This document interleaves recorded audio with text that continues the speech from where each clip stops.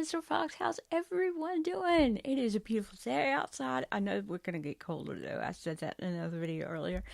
I know it's going to get colder, so I'm not looking forward to the cold weather. I know that in one of my videos this week, I talked about some health problems that I had survived. And I don't even like the word survive. Survive is not the good that I have overcome. And I don't know that I've really overcome them. I think they'll always be a part of me.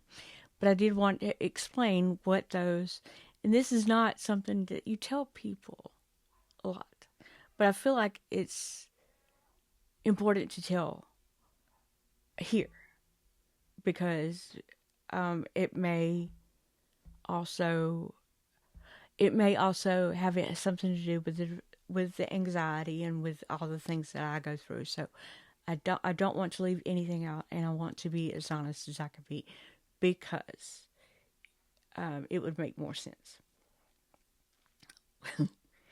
When I was born, there was a part of my brain that was affected. I don't know how. There are rumors, and I'm not going to go with rumors because that's not fair. Rumors are rumors. We need truth. We need fact. We need evidence. But a part of my brain was affected, and I could not walk for the first 4 years of my life. I was labeled, and I'm going to say it. You're going to have to. No, I'm not. No, I'm not. No. I was labeled the R word or slow. By a doctor. I was told I would never walk, or my mom was told that I would never walk. I would never have a normal life. I would never have children. I would never make it past the first grade. I would always be on that first grade level. I feel so silly telling you this because you're looking at me. You know I have children. You know I have grandchildren. And it's so... But it's there. I've asked doctors...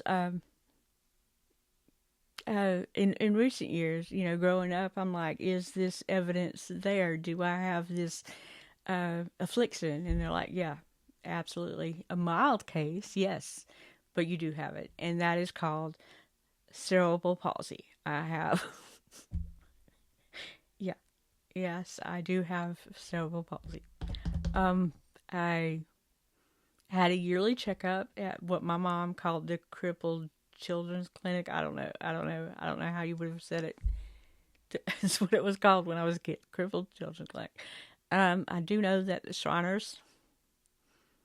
I was at the Shriners Hospital, being operated on. I remember being in a wheelchair. I remember being picked on. I remember cousins, friends, young people just being mean to me for no reason, judging, hitting me because they could get away with it, just being mean and then running away like I'm sitting there screaming for no reason. Yeah, I remember being in the hospital. I remember my mom being there. Only my mom. I only remember my mom, and I don't have to. She has her good points, and then my mom had her bad points. At the time that I was in the hospital, I only remember my mom. I don't remember my dad. I don't remember my grandmother. I don't remember. Was that your phone or mine? I just don't remember anybody else. I remember just my mom. I remember I have a great uncle. It's my grandmother's brother. His name was Kitty. I remember his face, but he was our transportation from Albany, Georgia to Atlanta, Georgia, up here where the Shriners Hospital was. So I've had 4 major surgeries on my legs. My ankles were reconstructed.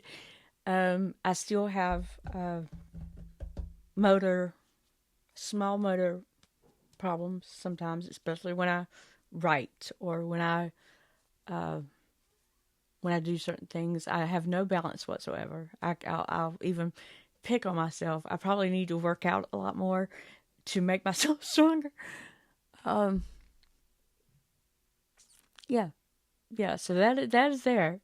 I taught myself how to walk when I was 4. I was tired of being that person that everybody was hitting on, that everybody was being angry with. I didn't deserve that, of course, but everybody's mean. Everybody can have a mean streak. My brother had made a ramp on a table one time when I was in the wheelchair. He made a ramp on the table, and I guess he thought it was a car, and he pushed me down it, and I messed myself up that way. I still have scars. I was just like everybody's little toy in a car, in a thing, thing they could push. I didn't like feeling that way. So that possibly, because I went through all that as a kid, all that meanness from everybody, I felt like that could be part of the depression too. But it's not something I focus on. I fought so hard to be a normal person. I trained with my best friend in running when I was about 13, 14 years old. And she was just a great person, and she would tell me, don't give up. And it would hurt. It would hurt so bad to run. But I did it because I wanted to just be a normal person. I just wanted to. I finally got to a point in PE, in middle school or whatever, where everybody was like, hey, she can run. I want her on my team. When before it was like, no, no, we're not going to pick her. She's going to be the last. I was probably, one of the top 10 chosen because I could run.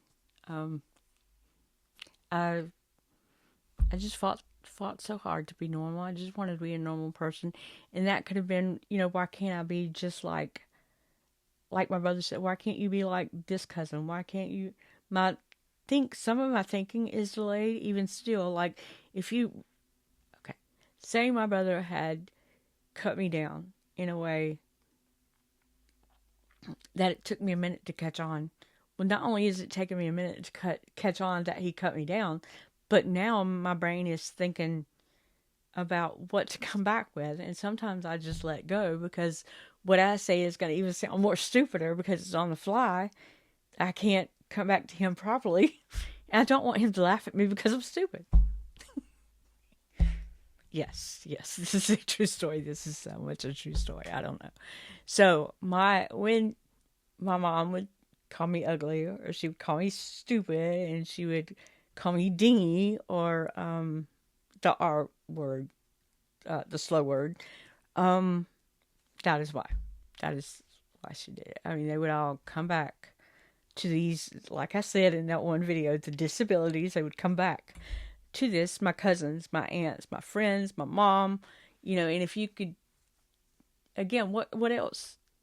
If your mom can tell you all like that, then you don't want to be around anybody else. If your mom can sell you out so quickly. See, if it was my child, I would be like, what did you just say? Instead of laughing with him. And my mom, okay. A few years ago, I went into teaching special needs kids. So I went to kind of I think it was a funeral for one of my aunts, maybe. So I told one of my cousins, I was like, I'm in special needs. That's what I do. I teach special needs. So it was just something we say as teachers. I'm in special needs. And my cousin went, oh, you finally figured it out. And I was like, but my mom's sitting there laughing. Why would you do that?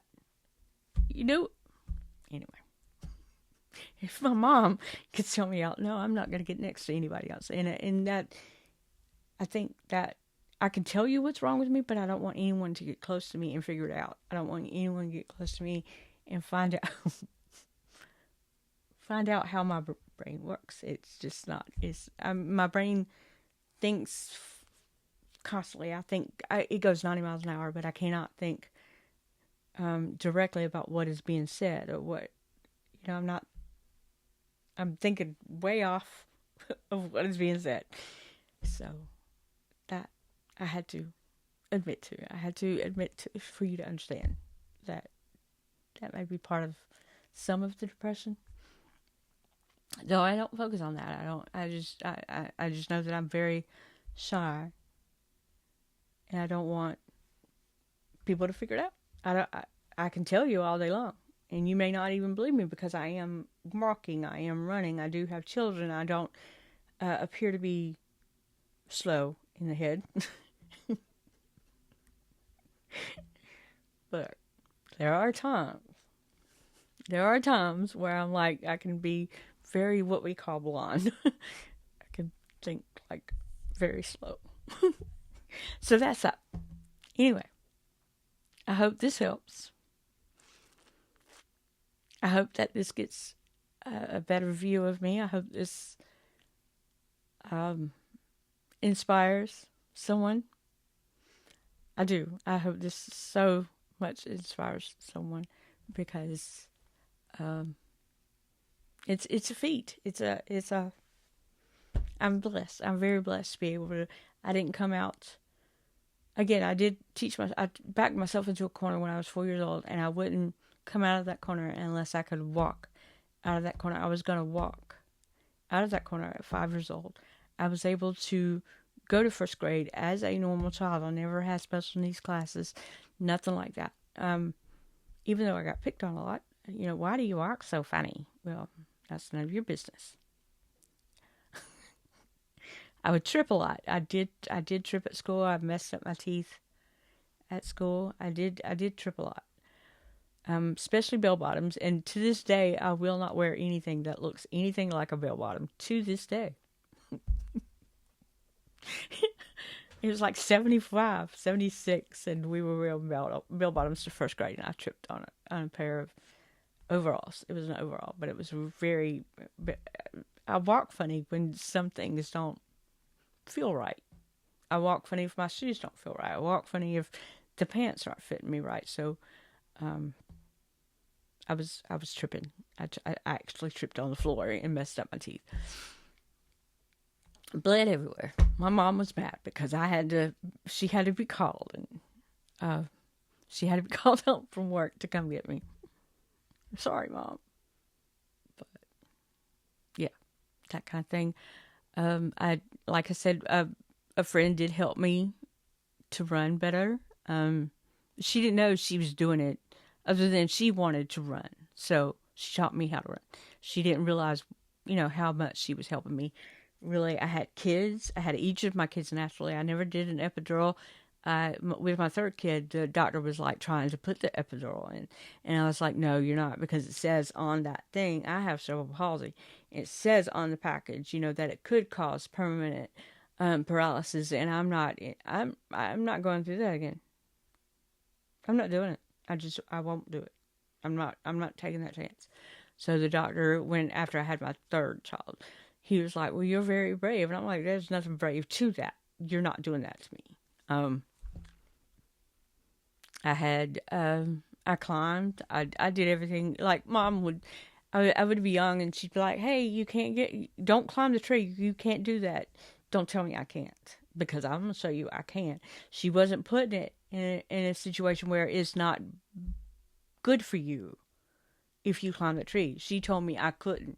And I was of the situation where in my brain, you're not going to tell me I can't do anything, because I taught myself how to walk.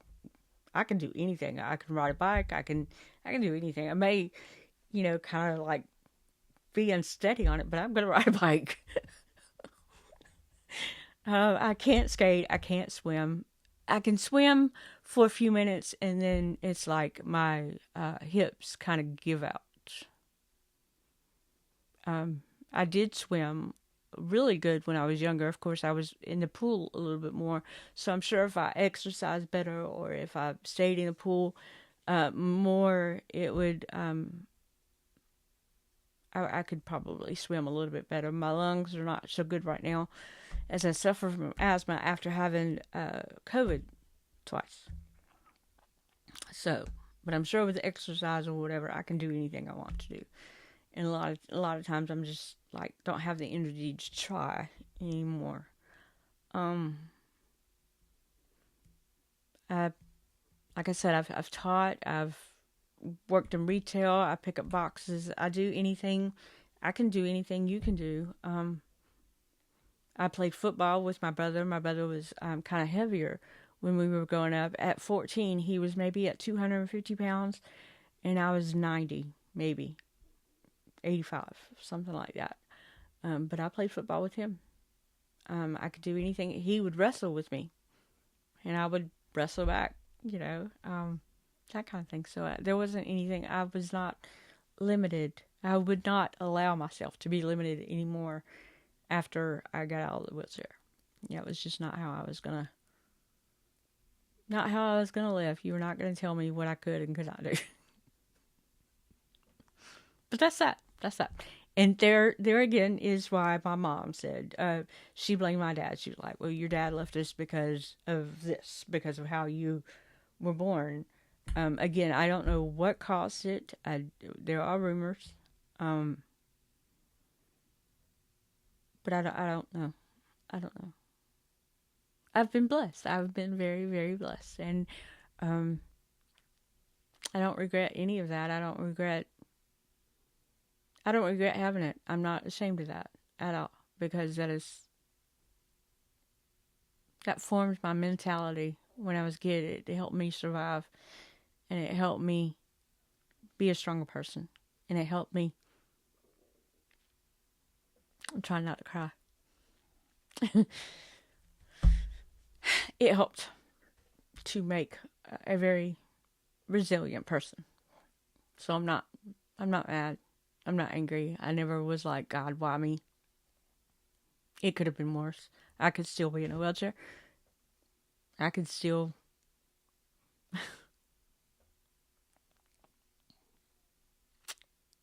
be in a hospital. I don't know. But I'm not. I'm who I am.